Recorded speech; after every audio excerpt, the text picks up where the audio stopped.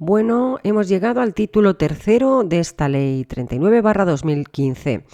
Vamos a estar viendo en este título de los actos administrativos, recogidos en el título tercero, y en el capítulo primero se va a hablar de los requisitos de los actos administrativos.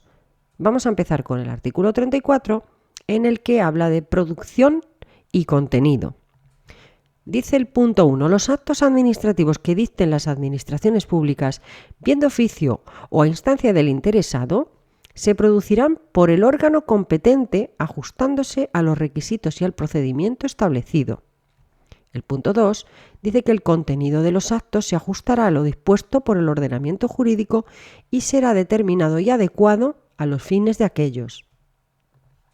Bien, es cortito. Vamos a ver el artículo 35. Habla de la motivación, cuándo tiene que estar motivado, ¿de acuerdo? Dice que serán motivados, con sucinta referencia de hechos y fundamentos de derecho, los siguientes. A. Los actos que limiten derechos subjetivos o intereses legítimos. B. Los actos que resuelvan procedimientos de revisión de oficio, de disposiciones o actos administrativos, recursos administrativos y procedimientos de arbitraje y los que declaren su inadmisión. C. Los actos que se separen del criterio seguido en actuaciones precedentes o del dictamen de órganos consultivos. Letra D. Los acuerdos de suspensión de actos, cualquiera que sea el motivo de esta, así como la adopción de medidas provisionales previstas en el artículo 56. E. Los acuerdos de aplicación de la tramitación de urgencia, de ampliación de plazos y de realización de actuaciones complementarias. F. Los actos que rechacen pruebas propuestas por los interesados. G. Los actos que acuerden la terminación del procedimiento por la imposibilidad material de continuarlo por causas sobrevenidas, así como los que acuerden el desistimiento por la Administración en procedimientos iniciados de oficio. H. Las propuestas de resolución en los procedimientos de carácter sancionador, así como los actos que resuelvan procedimientos de carácter sancionador o de responsabilidad patrimonial. Y por último, I. Los actos que se dicten en el ejercicio de potestades discrecionales, así como los que deban serlo en virtud de disposición legal o reglamentaria expresa. Punto 2. La motivación de los actos que pongan fin a los procedimientos selectivos o de concurrencia competitiva se realizará de conformidad con lo de que dispongan las normas que regulen sus convocatorias, debiendo en todo caso quedar acreditados en el procedimiento los fundamentos de la resolución que se adopte. Bien, pues vamos ahora a la forma. La forma está recogida en el artículo 36. Vamos entonces a ver qué dice este artículo. Los actos administrativos se producirán por escrito o a través de medios electrónicos, a menos que su naturaleza exija otra forma más adecuada de expresión y constancia.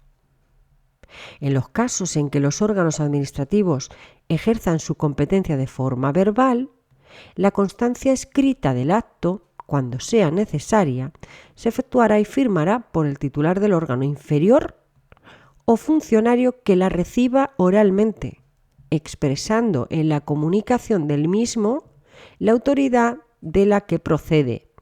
Si se tratara de resoluciones, el titular de la competencia deberá autorizar una relación de las que haya dictado de forma verbal con expresión de su contenido.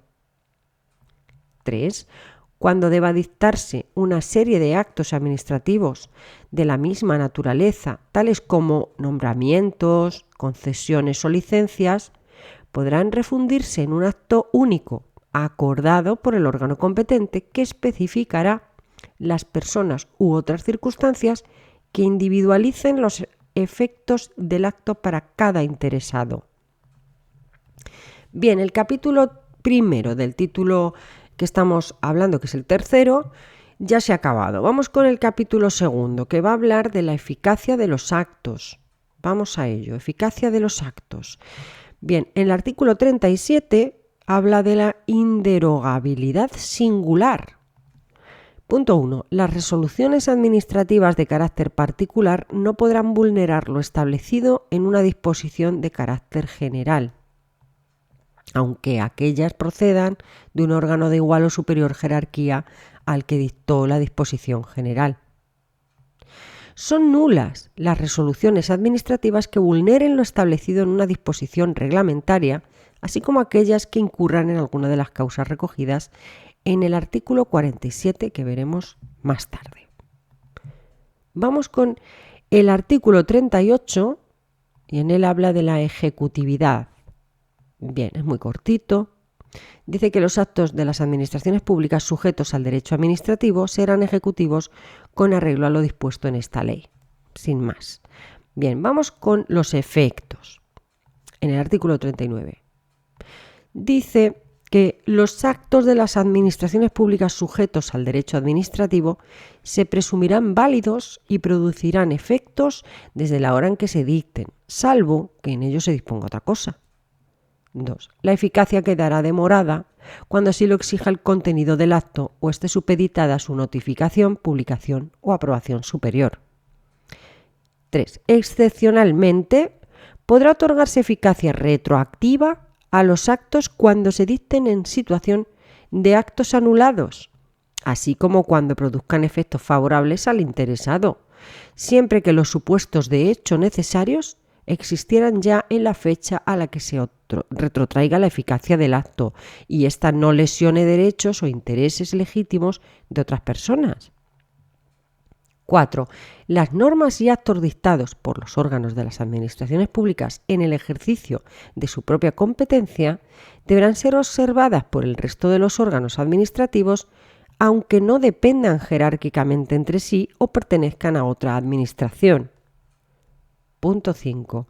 Cuando una administración pública tenga que dictar en el ámbito de sus competencias un acto que necesariamente tenga por base otro dictado por una administración pública distinta y aquella entienda que es ilegal, podrá requerir a ésta previamente para que anule o revise el acto de acuerdo con lo dispuesto en el artículo 44 de la Ley 29/1998, reguladora de la jurisdicción contencioso-administrativa, y de rechazar el requerimiento, podrá interponer recurso contencioso administrativo.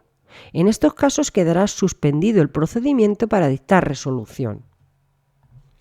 Bueno, pues vamos ahora con la notificación. ¿Cómo se produce y demás la notificación? Vamos al 1. El órgano que dicta las resoluciones y actos administrativas los notificará a los interesados cuyos derechos e intereses sean afectados por aquellos en los términos previstos en los artículos siguientes. Toda notificación deberá ser cursada dentro del plazo de 10 días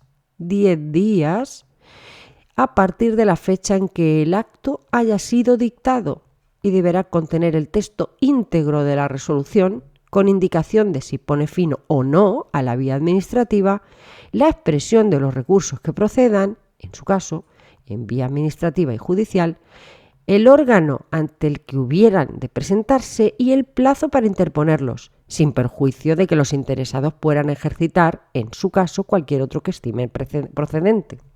El 3 dice que las notificaciones que con contenido el texto íntegro del acto, o que conteniendo, mejor dicho, el texto íntegro del acto, omitiesen alguno de los demás requisitos previstos en el apartado anterior, surtirán efecto a partir de la fecha en que el interesado realice actuaciones que supongan el conocimiento del contenido y alcance de la resolución o acto objeto de la notificación o interponga cualquier recurso que proceda. 4.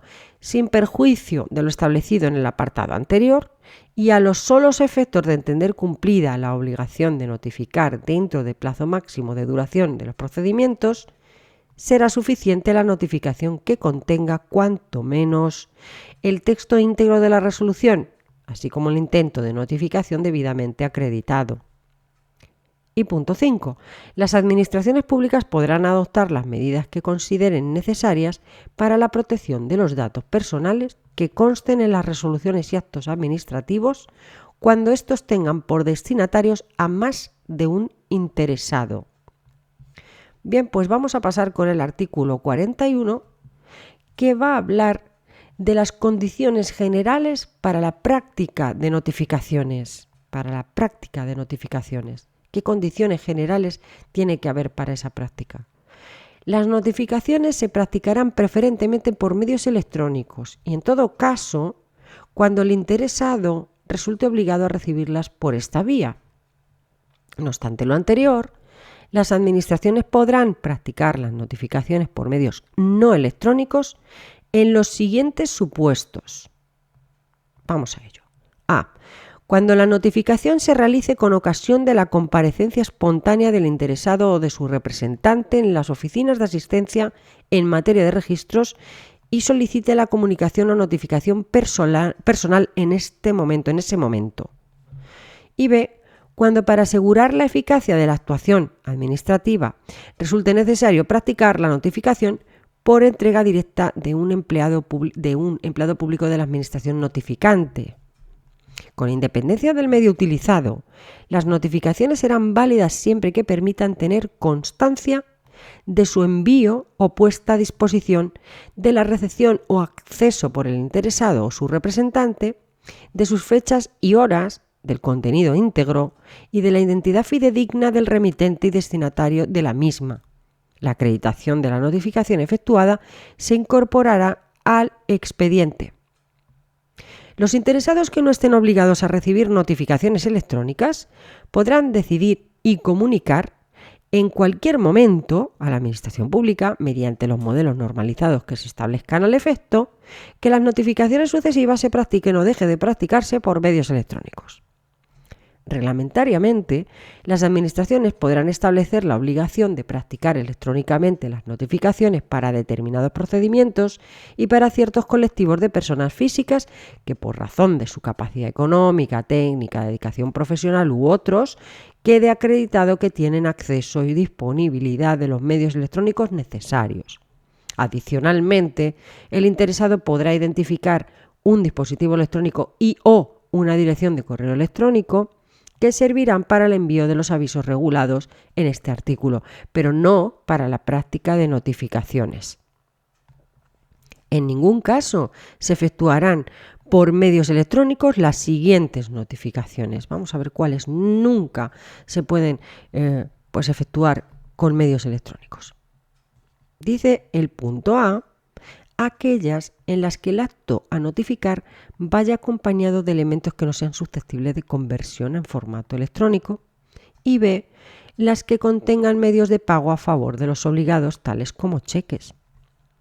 Punto 3. En los procedimientos iniciados a solicitud del interesado, la notificación se practicará por el medio señalado al efecto por aquel. Esta notificación será electrónica en los casos en los que exista obligación de relacionarse de esta forma con la Administración. Cuando no fuera posible realizar la notificación de acuerdo con lo señalado en la solicitud, se practicará en cualquier lugar adecuado a tal fin y por cualquier medio que permita tener constancia de la recepción por el interesado o su representante, así como la fecha, la identidad y el contenido del acto notificado. En los procedimientos iniciados de oficio, a los solos efectos de su iniciación, las administraciones públicas podrán recabar, mediante consulta a las bases de datos del Instituto Nacional de Estadística, los datos sobre el domicilio del interesado recogidos en el padrón municipal, remitidos por las entidades locales en aplicación de lo previsto en la Ley 7/1985, reguladora de las bases del régimen local, que por cierto tienes también en este canal. Cuando el interesado o su representante rechace la notificación de una actuación administrativa, se hará constar en el expediente, especificándose las circunstancias del intento de notificación y el medio, dando por efectuado el trámite y siguiéndose el procedimiento. Con independencia de que la notificación se realice en papel o por medios electrónicos, las administraciones públicas enviarán un aviso al dispositivo electrónico y/o a la dirección de correo electrónico del interesado que éste haya comunicado, informándole de la puesta a disposición de una notificación en la sede electrónica de la Administración u organismo correspondiente o en la dirección electrónica habilitada única. La falta de práctica de este aviso no impedirá que la notificación sea considerada plenamente válida.